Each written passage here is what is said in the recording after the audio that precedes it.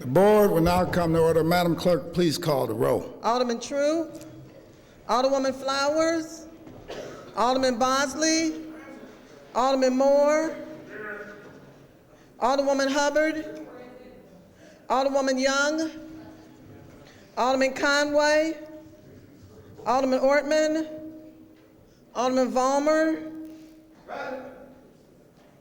Alderman Villa, Alderman Arnowitz, Alderman Wessels, Alderwoman Howard, Alderwoman Florida, Alderwoman Behringer, Alderman Rhodey, Alderman Kennedy, Alderwoman Davis, Alderman Schmid, Alderman French,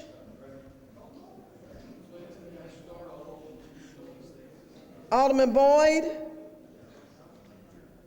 Alderman Vaccaro, Alderman Ogilvie, Alderman Cone, Alderman Williamson, Alderman Carter, Alderwoman Cruzen, President Reed, Here. Alderman Troop, Alderwoman Flowers, Alderman Conway, Alderman Ortman,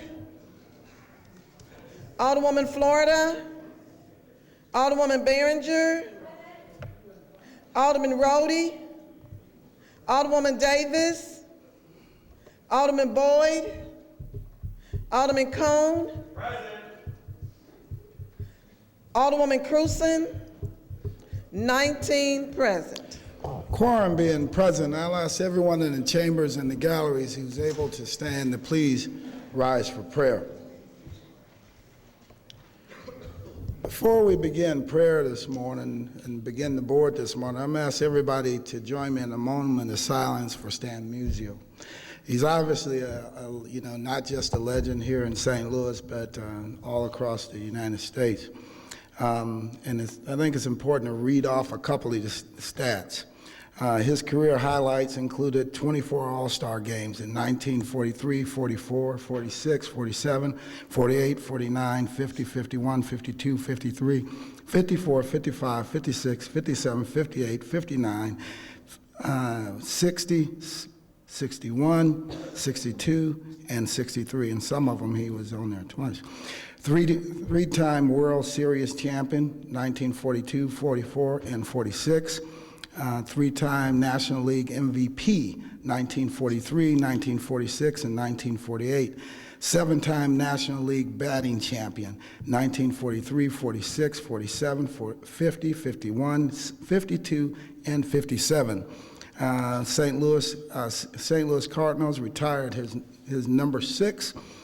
He was a member of the Baseball Hall of Fame, inducted with a 93.2% on the first ballot. So, and more importantly, he was one of the forerunners in helping to integrate baseball. So he was indeed a legend. So, moment of silence.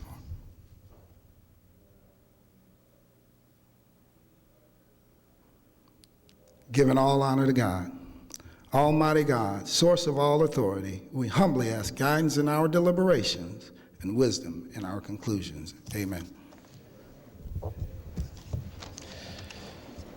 Introduction of honored guests. Any introduction of honored guests?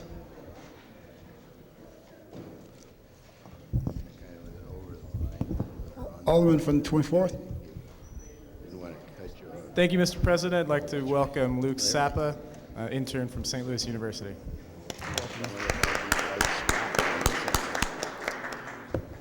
Alderman from the 23rd. I'd like to have from the Realtors, Celeste Reeder, as my honored guest today.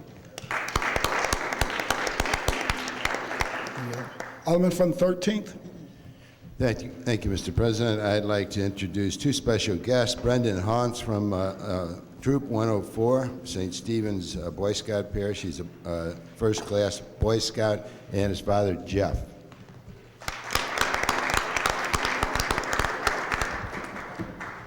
Alderman from the 26th. Thank you, Mr. President, members of the board. I'd like to have as my honored guest today, Walia Musa, resident of the 26th Ward. Thank you. All right, thank you. Sorry about that, Alderman from the second. Alderman from the second. That's okay, thank you. Members of the board, I have as my special guest this morning former committeeman from the 2nd Ward, Claude Brown, and Charles Bryson from the mayor's office. Alderman from the 4th. As usual, I'd like to have as my special guest the Ameren UE family, or Ameren, Missouri, they like to be called, and AT&T Leroy Grant. And my very special guest today is Alderman Tom Villa. Alderman from the 16th. Thank you, Mr. President and members of the board. I would like to have as my guest today David Holmes with the Plumbers and Pipe Fitters, but I'd also like to make a special note that Stan Musial lived in the 16th Ward on Westway, and the people who own the home today have maintained it as he had it when he lived there. Alderman from the 14th. Good morning, Mr. President. I'd like to introduce as my special guest today Howard Hayes from SLDC, Wally Musa, and Gary Addington from the Painters District 2, and also Demetrius Alfred. Thank you. For the firefighters. Alderman from the 9th. President, members of the board, I'd like to have for my honored guest today Ronnie Auer, who's in the leisure room.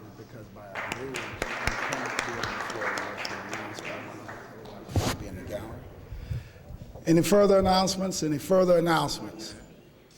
Alderman from the 10th like to wrap us up. Thank you, Mr. President, members of the board. My special guest, Mr. Fred Steffen, is not with us here today. He's out starting his birthday celebration. Fred turns 39 tomorrow, so wish Fred a happy birthday. But today is January 25th, which is National Opposite Day. So when you're talking to your constituents, you can tell them how much you really love them and mean it today. Thank you.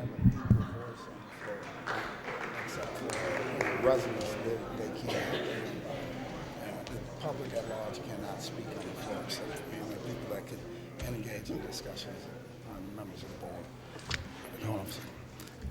board. Approval of the minutes. Alderman from 13, you recognize on approval of the minutes. And Alderman from the 13th, he's the majority floor leader. So Thank you, Mr. President. I move for approval of the minutes of the January 11th meeting. moved by the Alderman from the 13th, seconded by the Alderman from the 12th. Any discussion? All in favor signify by saying aye.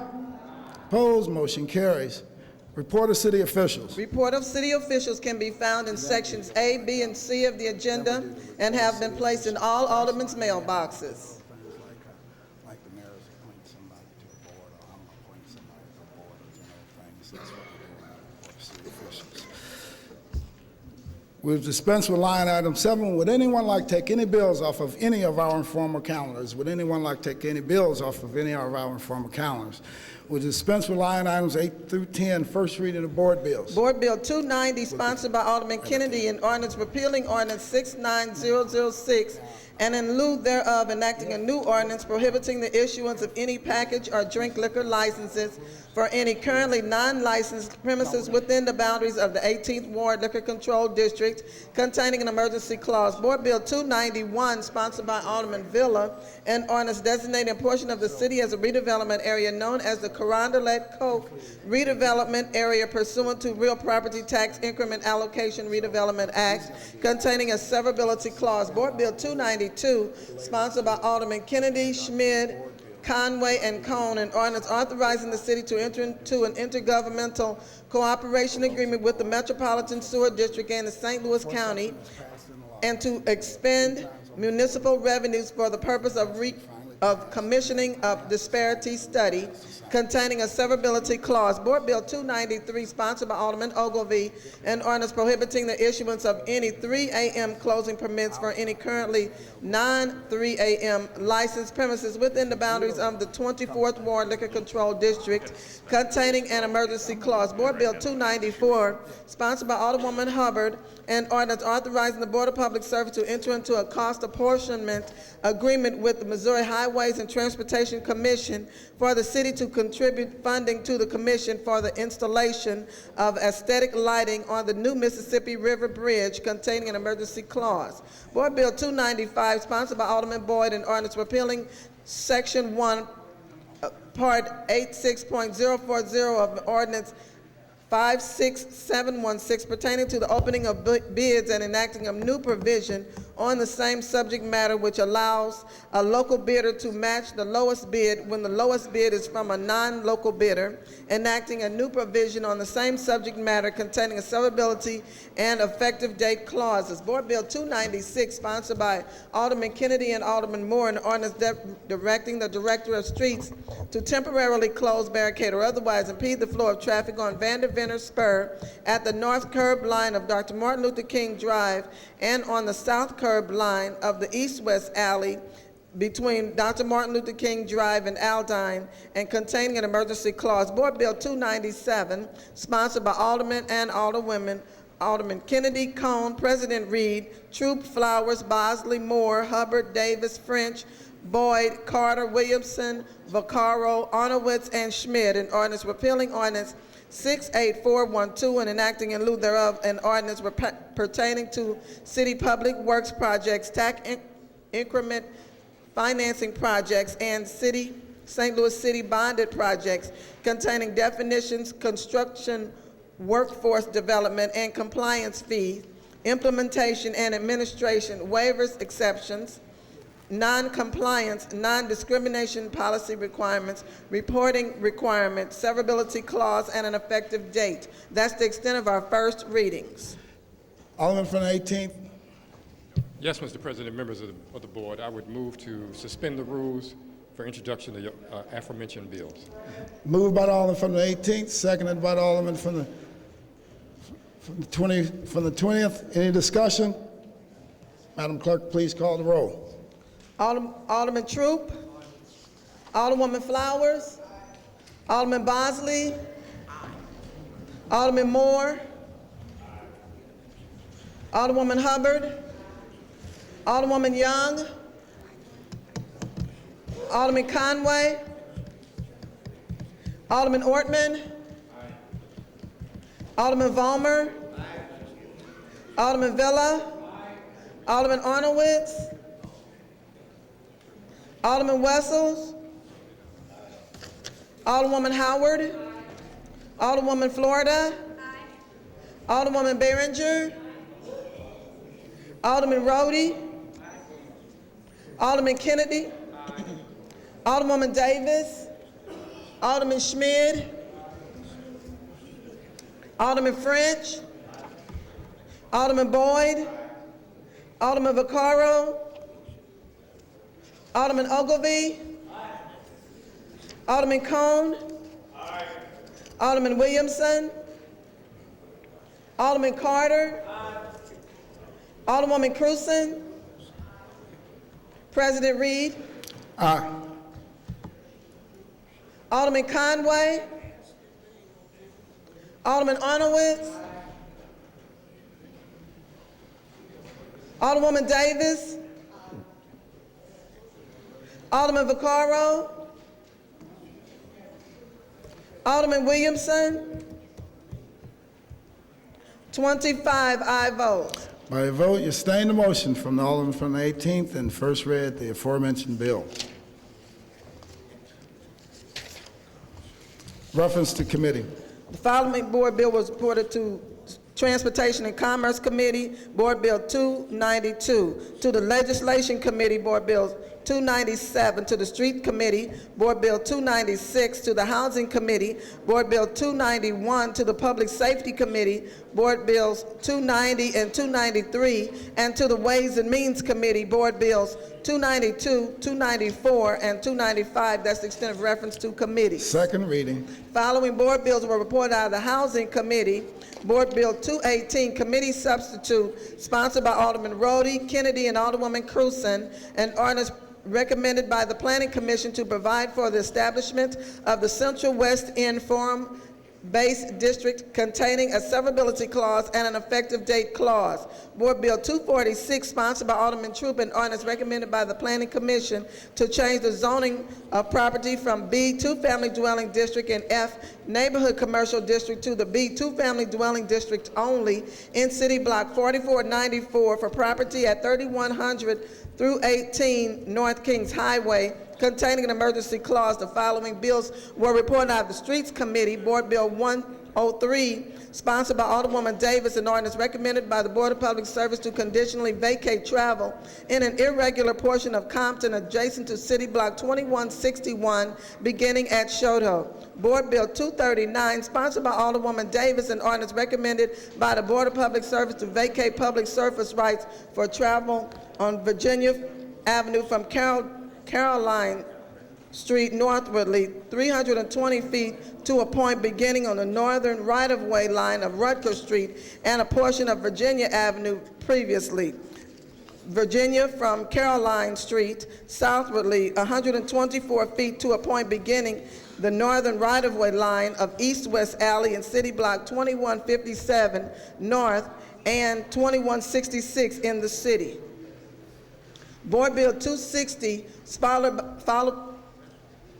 Board Bill 260, sponsored by Alderwoman Flowers, an ordinance directing the Director of Streets to temporarily close, barricade, or otherwise impede the flow of traffic at Northcrest Lane at the north curb line of Goodfellow Boulevard and containing an emergency clause. Board Bill 265, sponsored by Alderman Troop, Boyd, and Williamson, an ordinance authorizing and directing the street commissioner to take all necessary actions to honorarily designate 1500 block of North Union as Bishop Lawrence M. Wooten Boulevard. Board Bill 284, sponsored by Alderman Bosley, an ordinance recommended by the Board of Public Service authorizing the 2013 St. Louis Public Works and 50/50 sidewalk programs containing a public work emergency clause.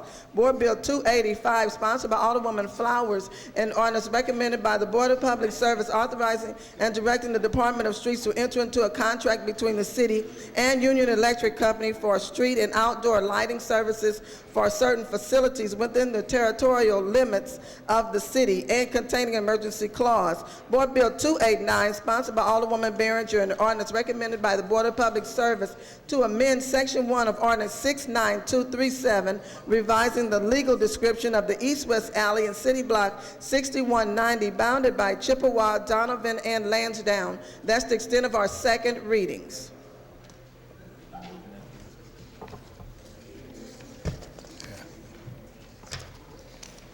We'll dispense with line item 14. Could you move Board Bill number 160, committee substitute, to the regular perfection calendar? So noted. Perfection consent. Board Bill 280, committee substitute, sponsored by Alderman Rhodey, an ordinance designating a portion of the city as a redevelopment area known as the St. Louis Innovation District Redevelopment Area, containing a severability clause. Board Bill 281, committee substitute, sponsored by Alderman Rhodey, an ordinance affirming adoption of a redevelopment plan, redevelopment area, redevelopment project between the city and St. Louis Innovation District containing a severability clause. Board Bill 261, sponsored by Alderman Kennedy, an ordinance recommended by the Airport Commission and the Board of Estimate and Apportionment, repealing certain ordinances pertaining to the regulation of and schedule of fees and charges for ground transportation operators containing a severability and emergency clause. Board Bill 262, sponsored by Alderman Kennedy, an ordinance authorizing and directing the issuance by the city of its airport revenue refunding bond, Series 2013, and Lambert Airport in an aggregate principal amount not to exceed $37,500,000 containing a severability clause. Board Bill 263, sponsored by Alderman Kennedy, an ordinance recommended and approved by the Airport Commission, the Comptroller, and the Board of Estimate and Apportionment, making certain findings with respect to the transfer of up to $13,727,769 of excess monies that the city intends to transfer from Debt Service Stabilization Fund to the Airport Revenue Fund, containing a severability and emergency clause. Board Bill 264, sponsored by Alderman Kennedy, an ordinance recommended and approved by the Board of Estimate and Apportionment, authorizing and directing the Director of Airports and the Comptroller to enter into and execute a lease agreement, AL 226, between the city and Jet Links St. Louis, containing a severability and an emergency clause. Board Bill 276, sponsored by Alderman Kennedy, and an ordinance recommended and approved by the Board of Estimate and Apportionment, authorizing and directing the Director of Airports and the Comptroller to enter into and execute the Lambert Airport lease agreement, AL 230 between the city and the Clete Venture Corporation containing a severability clause and an emergency clause. Board Bill 277, sponsored by Alderman Kennedy, and ordinance recommended by the Board of Estimate and Apportionment, authorizing and directing the Director of Airports and the Comptroller to enter into and execute a modification number 4 to the Lambert Airport land lease between the city and United States of America containing an emergency clause. That's the extent of perfection consent. The Alderman from the 13th is recognized on the perfection consent calendar. Thank you, Madam President. I move to perfect the aforementioned bills on the consent calendar. It's been moved and seconded that we approve the perfection consent calendar. All in favor, say aye. Aye. Opposed? By your vote, you have perfected those bills. Board bills for perfection. Board Bill 160, Committee Substitute, sponsored by President Reed, Alderman Moore, Kennedy, French, Ogilvy, Williamson, and Bosley, an ordinance pertaining to mortgage foreclosure intervention containing a penalty, severability, and emergency clauses. The Alderman from the 18th is recognized on Board Bill 160, Committee Substitute. Yes, Madam Chairman, members of the committee, members of the board, I move for perfection. It's been moved and seconded that Board Bill 160, Committee Substitute, be perfected. Is there any discussion? Alderman from the 18th. Did you? Alderman from the 11th. Go right ahead. Thank you, Madam President. Madam President, I think the intentions of Board Bill 160 are meritorious, that it deals in a realm which, unfortunately, for the way our economy has gone, has devolved into a quagmire. But I don't think in the state of Missouri we can regulate banks, and I will just keep it that brief. So as a result of that, just from an individual standpoint, although the intentions are meritorious, I think it's too much government, and I don't think we can do what this purports to do. Thank you, Madam President. Any further discussion on Board Bill 160? Alderman from the 20th? Madam President and members of the board, I have asked to be a co-sponsor on this legislation. Basically, this replicates what's going on in St. Louis County, so we are accompanying them in their efforts to regulate the banks. Thank you. Any further discussion? Alderman from the 11th? Thank you, Madam President. May I inquire briefly, the Alderman from the 20th? Does the Alderman from the 20th yield? I do. Thank you. Morning, gentlemen. What is the status of this in St. Louis County? The initial litigation, as I understand it, was to have a temporary restraining order that was denied. I believe that they may be on appeal with regard to that. There are mediation programs throughout this country. It is not telling the bank that they have to do anything in particular other than giving them an opportunity to mediate this and to work with their borrower.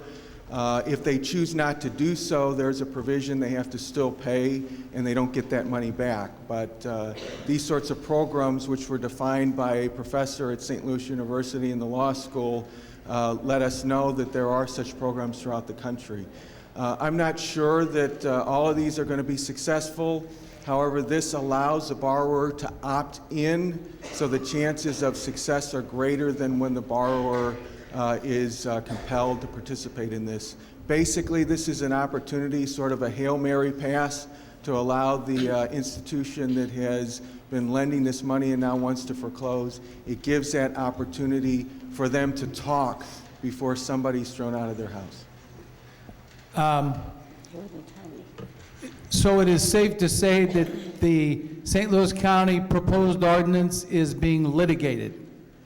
Well, we have a lot of things that are being litigated, yes, and that's correct. I understand we do, but we're talking about a similar ordinance in St. Louis County, which, as soon as it was passed, a restraining, so it is certainly, we've done easier, clearer things than attempt in the state of Missouri to impose regulations on banks. It would be my contention, and as you well know, this is kind of a trendy, vogue thing to do throughout this great country of ours, when in my humble opinion, and that's all it is, the proverbial cows are out of the barn. I think it's too little too late, but I think clearly in the state of Missouri, we can't realm or dabble in the regulation of banks, and that's how I think this is going to get us, not necessarily get us in trouble, but that's why I don't think this will work. Thank you. I would agree that it might be too little, too late. However, I also believe that it's not regulation of banks. Thank you. Thank you, Madam President. Alderman from the 18th, do you have anything further? Or you're recognized to close on your motion. I would renew the motion. The Alderman from the 18th has moved for the perfection of Board Bill 160 Committee Substitute.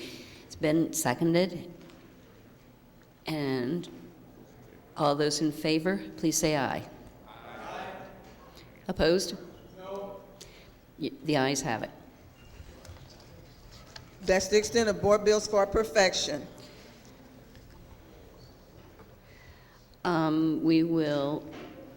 There are no third reading bills, so we will move to the courtesy resolution consent calendar, item number 20.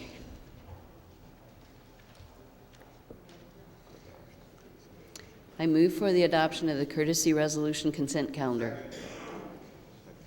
It's been seconded. All in favor say aye. Aye. Opposed? By your vote, that consent calendar has been adopted. First reading of resolutions, there are none. Second reading of resolutions, committee reports and adoptions. Resolution 223, sponsored by Aldermen and Alderwomen Bosley, Young, Wessels, Davis, Schmid, Boyd, Ogilvie, Cone, Troop, Ortman, Florida. The Board of Aldermen support the continuation of the Missouri State Historic Rehabilitation Tax Credit Program at current 2012 funding levels and in its current 2012 form until such a time as it ceases to provide the benefits enumerated above. Alderman from the 3rd. I move for adoption of Resolution 223. It's been moved and seconded that we adopt Resolution 223. Any discussion? Madam President and members of the board, Resolution 223 is so important to the viability of particularly St. Louis, particularly where you have some historic districts. There were aldermen who saw the value of declaring historic districts some years ago when it looked as though the banks and lending institutions had completely turned their back and their heads on our neighborhoods. People began to run to the county to find housing out there that was new. But one thing about those new houses, after a period of years, they began to deteriorate far beyond what these old houses are and what they did in the city of St. Louis. Those bricks in most of these houses in the city of St. Louis have been there 100 years and will be there another 100 years. After they've been rehabilitated, rejuvenated, those houses will outlast any new house that they build someplace else. And the historic tax credits is really responsible for people who come into our neighborhoods and rehab these old buildings. Most of the people that live there, live next door, across the alley, across the street, can't afford it. But because of that tax credit, people that have money, that want to invest, see, people with money, they don't use a saw, they don't use a hammer, they don't use many tools. Their tool is money. So they come in here and they invest money, particularly when they get something back. And that is what has made a difference in so many of our neighborhoods. And to turn around and decide, because St. Louis and Kansas City are or areas where you have a large majority of poor people living in it, and they contribute more in the way of taxes to the state of Missouri than almost all those little bitty towns in the state of Missouri. Kansas City and St. Louis, they contribute more to the Missouri tax base than almost any of those, much more than any of those other municipalities in the state of Missouri. So I can understand why they are saying no. They came after St. Louis, and they came after Kansas City. And the bricks in these old buildings, they are worth far more than a brand new brick.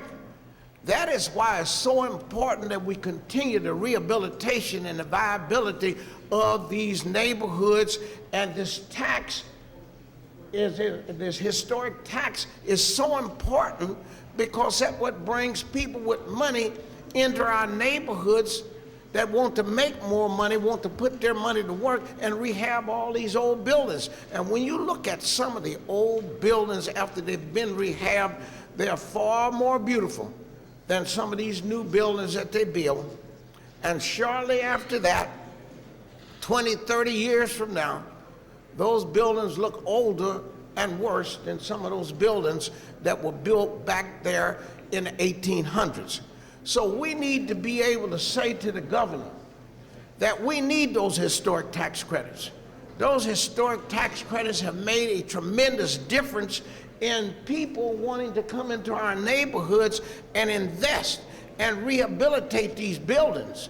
And I'll guarantee you, most of these buildings that they rehab, particularly in the historic district, will last much longer than new buildings that they put up. These buildings have 3 layers of brick with a 2-inch air pocket between them. That is more insulation than 6 inches of fiberglass. So we need to preserve these old buildings, and that's not possible unless we continue this historic tax credit program. We need to be able to send a copy of this resolution to every member of the United States Senate, every member of the House of Representatives, and we need to hand carry a special copy of this thing to the governor of the state of Missouri, because he's not from St. Louis. He doesn't understand why we would even want to rebuild, refurbish, rehabilitate these old buildings. Some people think they need to be knocked down. But history is best qualified to reward all research. And when you look at these old buildings that have been rehabbed, and you go down into the Hyde Park area and some of these other areas that are historic and see what they've done with these old buildings that'll be here another 100 years, it is complete folly for us not to continue the drive to rehabilitate the old buildings that were built way back there before the turn of the 19th century. And I suggest that we all pass this resolution and send a letter on our own letterhead along with it to each state representative, and particularly to the governor of the state of Missouri, who never lived in St. Louis area, who never lived in the historic district. He needs to know how we feel, what our needs are, because our needs are just as important as his. In fact, more important, because the taxes that comes from these municipalities, where you got these old buildings, far outweighs the amount of taxes that they get from some of these new burgs. So I would suggest that we pass this resolution, and each alderman on his own stationery send a letter to the governor of the state requesting him to reconsider the cancellation and the elimination of the historic tax credits. Any further discussion on this resolution? Alderman from the 9th. Thank you, Madam President, for the day. I'm going to hit on a little different perspective. Not only are the tax and the historic tax credits important but they create jobs. They allow us to save buildings where possibly a masonry wall may be fallen, and they create jobs. If you look at the kind of the process, and I'm going to speak basically in the ninth ward that we deal with, you've got, and I'll probably leave some out, but that's okay. You've got architects, first with soft cost and putting a project together, and then you talk about plumbing, you talk about electric, you talk about masonry, carpentry. Total package from start to finish, and it takes a long time, but these are all jobs that these projects couldn't be saved if it weren't for the historic tax credits. If you do a little hypothetical on a $200,000 project, what the state allows is 25% of what qualifies. Let's say 25% qualifies, you're talking $50,000. But at the end of this project, you have an occupancy, you have a family, you're paying electric, sewer, gas, water, and they're buying groceries, they're buying gas for their cars. We have a living property again that people are going to maintain, that the city doesn't have to go cut their grass or board up or maintain on what we have. Anyway, I wanted to hit it from a different perspective as far as the jobs. Right now we need jobs, and it takes about anywhere from a year and a half to 2 years from start to finish to complete one of these projects. But as the alderman from the 3rd said, a lot of our buildings now have lasted 100 years, and when these get redone, they'll last another 100+ years. Thank you. Alderman from the 4th. Madam Chairperson, I rise in support of this resolution. You can tell by my desk that I definitely support this tax resolution. With over 2,500 empty structures in my community, I definitely want this to pass out, and this is a no-brainer. We should do this and move forward, and I definitely support this resolution. Thank you. Any further discussion? If not, the alderman from the 3rd has moved that we adopt Resolution 223, and it has been seconded. All those in favor of this resolution say aye. Aye. Opposed? By your vote, you have adopted Resolution 223. That's the extent of second reading of resolutions. Miscellaneous and unfinished business. We have none. Announcements. Tuesday, Legislation Committee meeting, 10 a.m. in the Kennedy Room. Wednesday, Ways and Means Committee meeting, 9 a.m. in the Leisure Room. Also Wednesday, Housing Committee meeting at 10 a.m. in the Kennedy Room. Thursday, Transportation Committee meeting, 1 p.m. in the Leisure Room. Also on Thursday, Neighborhood Development Committee meeting, 2 p.m. in the Kennedy Room. Friday, full board meeting, 10 a.m. in the chambers. That's the extent of my announcements. Alderman from the 3rd. Madam President and members of the board, Board Bill 284, which came over in the second reading, talks about the public works money that will be in each and every ward.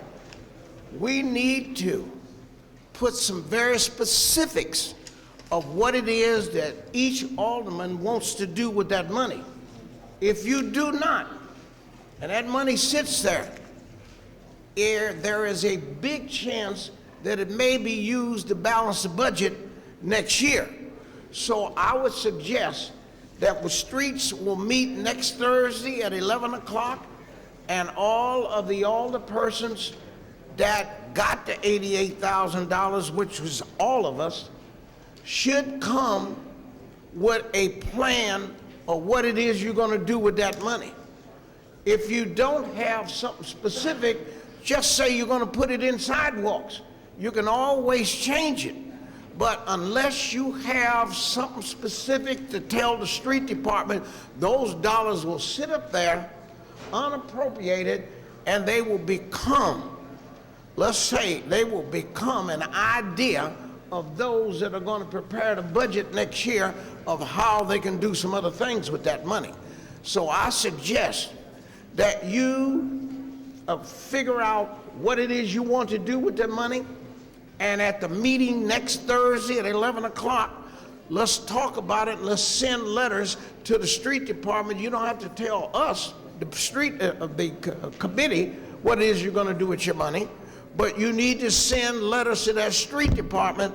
And those that would like to talk about it will be there Thursday, because if you do not nail down this $88,000, trust me, next year in 2014, it may not be available to your ward and your constituents. Any further announcements? The alderman from the 13th is recognized unexcused. Alderwoman from the 19th. That's okay. I got a little problem. Thank you, Madam President. And members of the board, I just wanted to give a couple announcements. I wanted to recognize the Anita Banks MLK essay contest for this Sunday at St. Alfonso Rock Church at 3 p.m. She has been sponsoring this program for a number of years, and it gives us an opportunity to see the talent of our young people in the schools. I also want to thank all my sponsors for the Create the Peace program for our young people this past week on Martin Luther King Day. Again, it's another opportunity where young people have a chance to express themselves in different mediums. This week coming up, I wanted to suggest to all the residents of the 19th Ward that you take a moment and think about your neighborhood, your block, what it is that you think would be best for you for the coming year. I am about to put together my plan for all my town hall meetings for this year, and I want you to come prepared with things that we can do to better our community. Thank you. Alderman from the 26th. Thank you, Madam President. 26th Ward will be holding their monthly meeting on the 31st of this month at 6:30 at Union Memorial Church. So we'd like all the residents to come out. Also, I want to announce as my special guest, inter-resident 26th Ward, Yafet Alamin. Thank you. Any further announcements? The Alderman Boyd, the 22nd. Thank you, Madam President, members of the board. I'd like to announce that the 22nd one will have its regular scheduled monthly meeting at Friendly Temple Church, 5515 Martin Luther King Drive, next Thursday, January the 31st, from 6 to 7:30. Thank you. Thank you. Any further announcements? Alderman from the 13th is recognized unexcused. Alderman. Thank you, Madam President. I move to excuse the alderman from the 8th Ward due to necessary absence. The alderman from the 13th asks for excuse of the alderman from the 8th. All in favor, say aye. Aye. Oh, we needed a second on that, so who's going to second it? Alderman from the 11th? All right, now say aye again. Aye. Opposed? All right. The alderman from the 13th is recognized on the adjournment movement. Motion? Thank you, Madam President. I move to adjourn the meeting until Friday, 10 a.m., February 1st. Okay, it's been moved that we adjourn to Friday, February 1st. And it's been seconded by the alderman from the 25th. All those in favor, say aye. Okay, by your vote, you have adjourned this meeting.